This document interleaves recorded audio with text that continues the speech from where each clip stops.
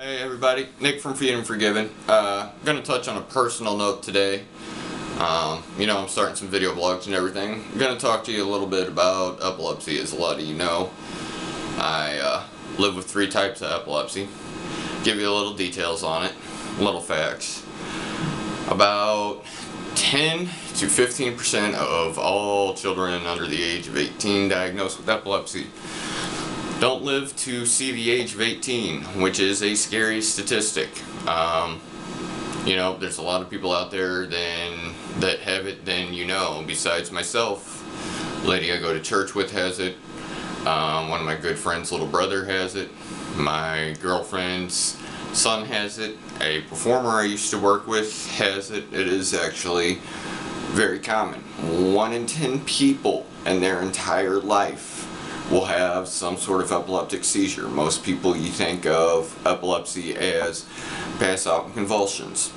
Little topic on mine, yes, I have those where I pass out, go into convulsions, all that lovely stuff.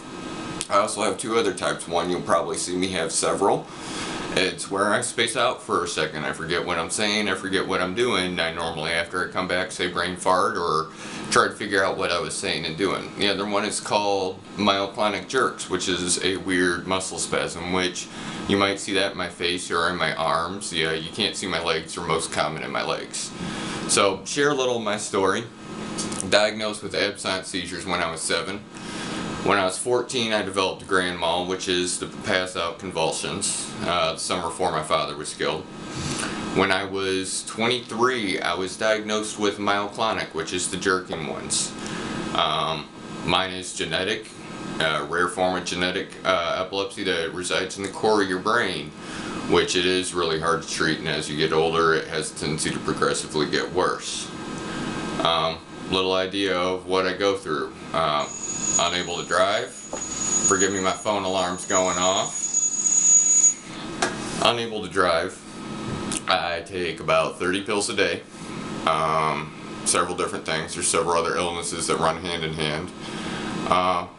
Seizures can be pretty violent. Twice I've gone into heart failure from something called staticus epilepticus, which is one of 2 things. Cluster seizures, where you come out of a seizure and go directly back into one, and this is during grand mal seizures.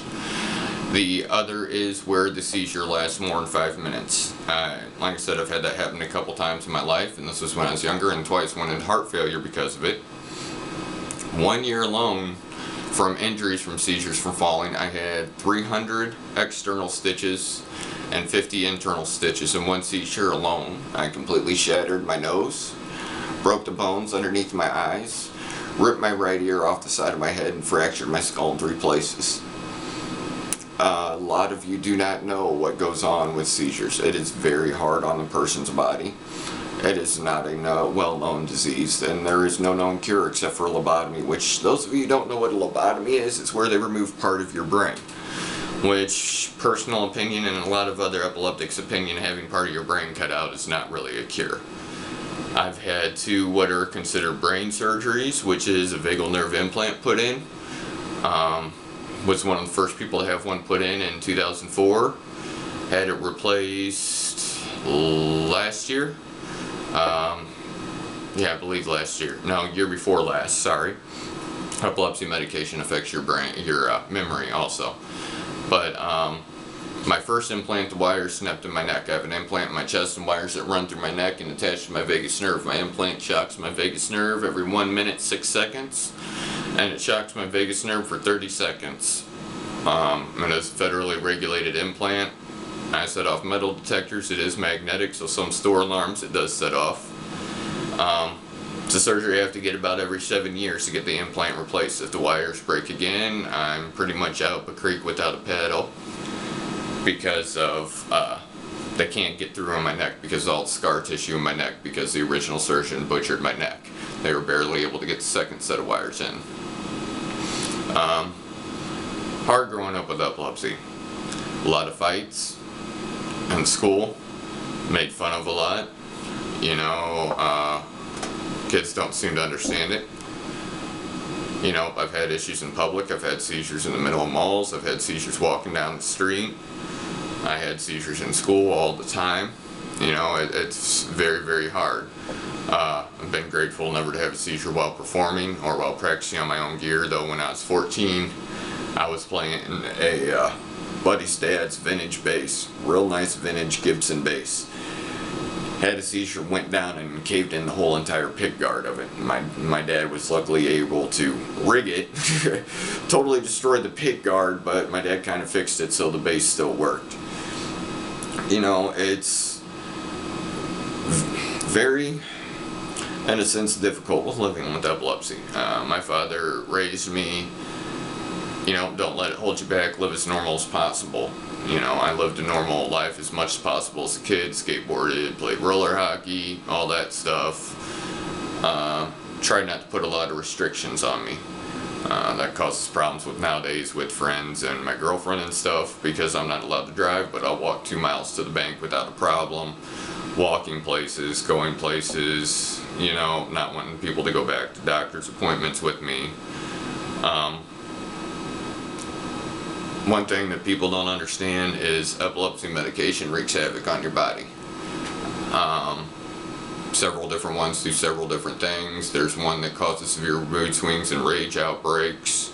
One of the side effects of a lot of them is tooth decay and tooth loss, which hopefully you can't tell from the video, but every single one of my teeth is either missing or broken, and it's going to cost $3 grand to get all my teeth pulled, plus on top of having to pay to get dentures. They tell you a lot of times you will lose your teeth.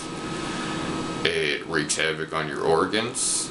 It wreaks havoc on your short-term memory. I have a lot of digestional problems, which they believe is the interactions from the medicine besides just rare intestinal problems. I also have to get my liver tested on a regular basis.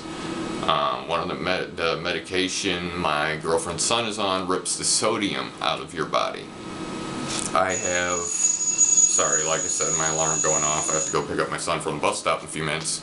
Like I said, this is real life. This isn't scripted or anything. It's very difficult.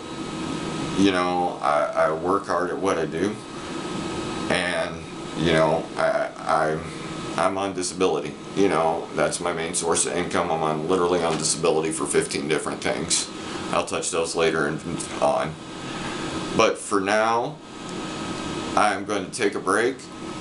I'll shoot some more videos about some other stuff. We got some other interviews coming up.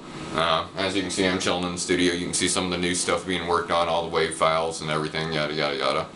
I'll keep you guys up to date, and we'll be posting more videos soon. And as you know, I do a weekly blog, and we donate a portion of all proceeds to the Epilepsy Foundation. Sales, streams, what have you. You can find us on Amazon, Spotify, all that. Check out the website at www.FreedomAndForgiven.com or .net. I'm sorry, FreedomAndForgiven.net. Take it easy. Never give up. Never give in.